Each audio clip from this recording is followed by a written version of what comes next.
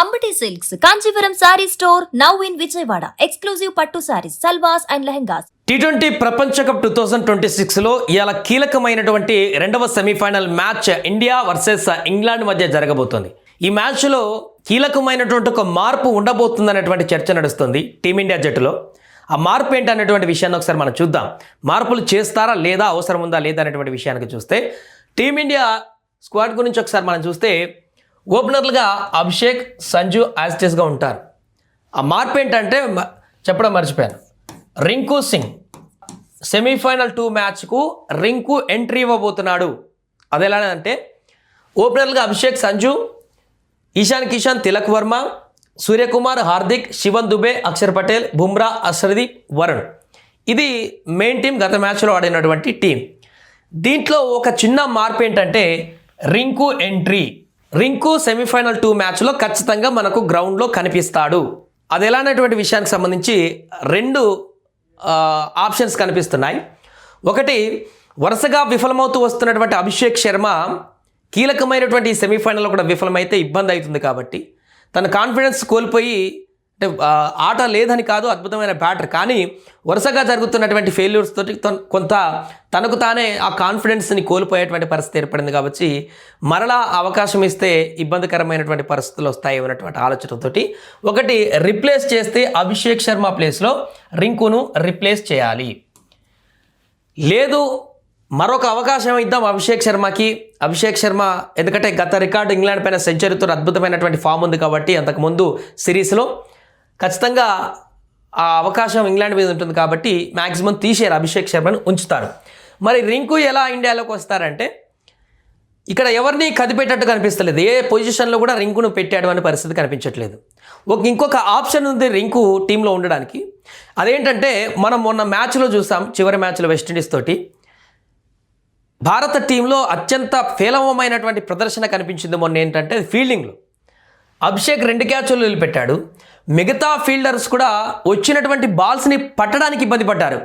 Ground బాల్స్ని కూడా పట్టడానికి ఇబ్బంది పడి ఇంత పెద్ద టోర్నీలో ఇంత పెద్ద ఇంటర్నేషనల్ ప్లేయర్స్, స్టార్ ప్లేయర్లు ఉండి కూడా ఫీల్డింగ్ తప్పిదాలంటే మనకు లాస్ట్ మ్యాచ్లో పక్కాగా కనిపించాయి. కాబట్టి ఈ టీంని కదిపించకపోతే ఇంకెక్కడ పొజిషన్ కదిపించే పరిస్థితి లేదు రింకును పెట్టడానికి. ఆప్షన్ ఒకటి సంజు, ఆప్షన్ తీసుకునేలా కనిపించట్లేదు. ఇంగ్లాండ్ మీద గత రికార్డు ఉంది కాబట్టి సునీల్ గవాస్కర్ లాంటి కూడా, రవిశాస్త్రి లాంటి కూడా సజెషన్ ఇస్తున్నారు అభిషేక్ ప్లేస్లో రింకును పెడితే పెట్టచ్చు, రింకును హార్డ్ హిట్టర్ కింద మిడిల్ ఆర్డర్ పనికొస్తాడు. ఈశాన్ కిషన్ని ఓపెనింగ్ పంపించేసి సంజు ఈశాన్ని పంపించి అలా పెడితే బాగుంటుంది అంటున్నారు. బట్ అలా ప్రయోగం అయితే ఈ టైంలో చేయకపోవచ్చు సెమీస్ ఫైనల్లో. బట్ రింకు ఎంట్రీ కావాలంటే ఒకే ఒక ఆప్షను, తను ఫీల్డింగ్ సబ్స్టిట్యూషన్గా ఎంట్రీ ఇస్తాడు. ఖచ్చితంగా ఈరోజు రింకు గ్రౌండ్లో ఉంటాడు. ఎందుకంటే ఫీల్డింగ్లో రింకు ప్రదర్శన ఏంటనేది మనం అందరం ఆల్రెడీ చూసాం. గతంలో జరిగిన ప్రతి మ్యాచ్లో కూడా రింకు గ్రౌండ్లో ఉంటే రింకు చేతులకు బాల్ పోవాల్సిందే, లేకుంటే బాల్ ఎక్కడికి పోయినా రింకు అక్కడికి పోయి పట్టాల్సిందే అనేటువంటి విధంగా గ్రౌండ్లో పరిగెడతాడు రింకు. అద్భుతంగా క్యాచ్లు తీసుకుంటాడు, ఫీల్డింగ్ చేస్తాడు, చాలా వరకు రన్లను కంట్రోల్ చేస్తాడు. పర్ఫెక్ట్ ఫీల్డర్గా ఉన్నాడు ఇప్పటివరకు రింకు. మన ఇండియా టీం మొత్తంలో కూడా ఎగ్జాక్ట్గా పర్ఫెక్ట్ ఫీల్డర్గా ఉన్నాడు.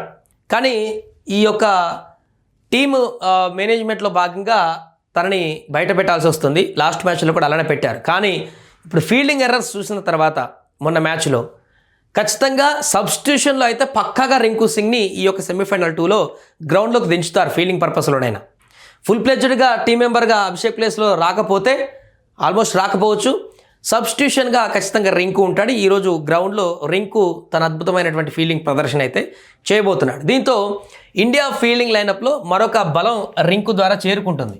హార్డ్ హిట్టర్గా రింకు లేకపోయినా కూడా సరే ఇప్పటికే ఉంది 1, 2, 3, 4, 5, 6, 7 బ్యాట్స్మెన్లు హిట్టర్గా ఉన్నారు. అక్షర్ పటేల్ కూడా తను చేస్తారు కాబట్టి 8 వరకు బ్యాటింగ్ లైనప్ ఉంది. కాబట్టి రింకు ఇప్పటికిప్పుడు రింకు అవసరం అయితే ఇంక ఉండకపోవచ్చు. రింకు అవసరం ఎప్పటికి ఉంటుంది. ఆ టైంలో లాస్ట్ 6 బాల్లలో 6లు బాదాలంటే రింకుకే.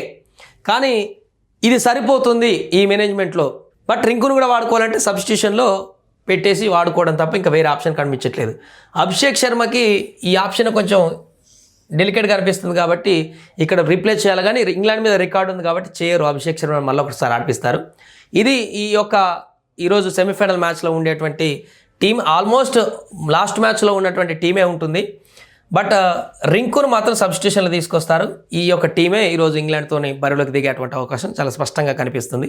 ఏదేమైనా కూడా ఇంగ్లాండ్ మీద సెమీఫైనల్ 2 గెలిచి ఫైనల్లో న్యూజిలాండ్తో తలపడి ఈ యొక్క కప్ గెలుచుకోవాలని చెప్పేసి అభిమానులు ఎంతో ఆతృతగా ఎదురు చూస్తున్నారు కాబట్టి దేశవ్యాప్తంగా. సో వారందరి కోసమైనా ఈరోజు అద్భుత ప్రదర్శన చేయాల్సిన పరిస్థితి ఉంది. బౌలింగ్లో కూడా కొంత ఎర్రర్ జరిగాయి లాస్ట్ మ్యాచ్లో. పేలవ బౌలింగ్ చేశారు, రన్ రేట్ ఎక్కువ ఇస్తూ వచ్చారు వికెట్ తీసినా కూడా. కాబట్టి ఆ ఎర్రర్స్ కూడా తీసుకుంటే ఈ ఇంగ్లాండ్తో జరిగేటువంటి మ్యాచ్లో అయితే టీమిండియా ఈ యొక్క టీంతోటి అద్భుతాలు సృష్టించేటువంటి అవకాశం ఉంది.